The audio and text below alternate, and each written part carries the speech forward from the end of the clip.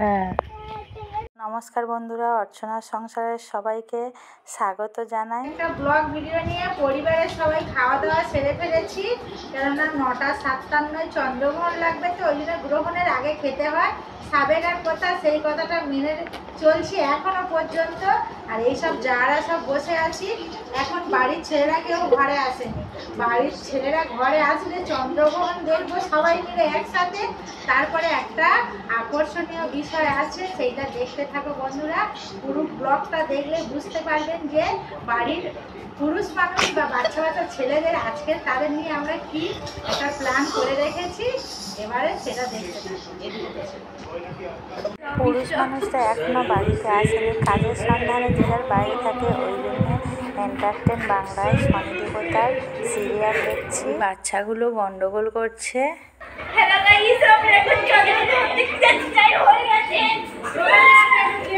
আমাদের একান্নবর্তী পরিবার, তো ওই জন্যে সবাই মিলে কোনো কিছু হলে একসাথে করি, খুবই আনন্দ হয় যত দুঃখ আসুক না কেন।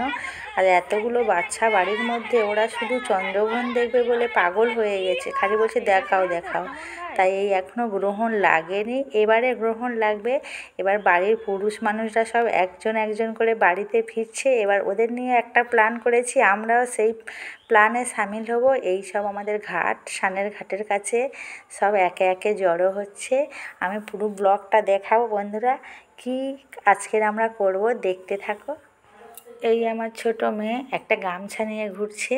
আর এই আমাদের ঘাটের কাছে সব আমাদের যারা সব একসাথে আমরা জড়ো হয়ে গেছি আর গ্রহণ দেখছি। বাচ্চারা তো কোনোদিন চন্দ্রগ্রহণ বা সূর্যগ্রহণ দেখেনি। আমার মনে হয় আমি একবার ছোটোবেলায় দেখেছিলাম, সকালবেলা সূর্যগ্রহণ, একদম অন্ধকার হয়েছে, সেই গল্পটা ওদেরকে শুনিয়েছি। আর ওরা বলছে আমরা আজকে লাল চাঁদ দেখব। তাই আমাদের লুজিও এসে গেছে চাঁদ দেখার জন্যে। আর এই সবাই জড়ো হয়েছি, গল্প করছি। গ্রহণ অল্প লেগেছে, কিন্তু আমি ফোনে সেইভাবে তুলতে পারছি না, পুরোটা দেখাবো কেমন লেগেছে। আর এই সবাই ঘাটে এসেছে। আমাদের আকর্ষণীয় বিষয় হলো আজকের গ্রহণের সময় আমরা সবাই সপরিবারে পুকুরে স্নান করব। রাত্রিবেলা গ্রহণের সময় স্নান করবো বলেছিল, তো বাচ্চারা এত আনন্দিত, ওরা তো আগে বলছে আমরা করবো, স্নান করবো।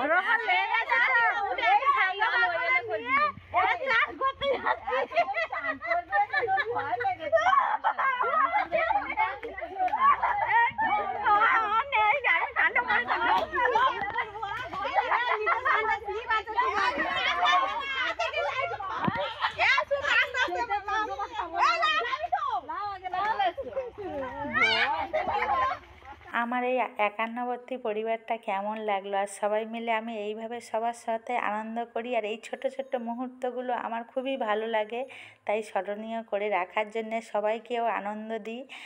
আজকের এই স্নান করছি, বলে যে গ্রহণের সময় স্নান করলে অসুখ বিসুখ সেরে যায়, মনস্কামনা পূরণ হয়। আমি তো জানি না, কিন্তু আমার যারা বড় তারাও বলছে। এইও দাদাভাইকেও স্নান করিয়েছি, 10:30টার সময় সবাই স্নান করেছি। আর গ্রহণটা কেমন লেগেছে দেখুন।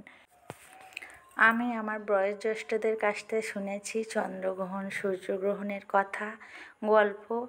এবার আমার ছেলেমেয়েরাও, তারাও তাদের পরবর্তী প্রজন্মের কাছে এই গল্পগুলো করতে পারবে বন্ধু। আর গ্রহণটা লেগেছে এই বোঝা যাচ্ছে, কতটা লেগেছে। আমরা কিন্তু রাতে দেখার জন্য অপেক্ষা করব।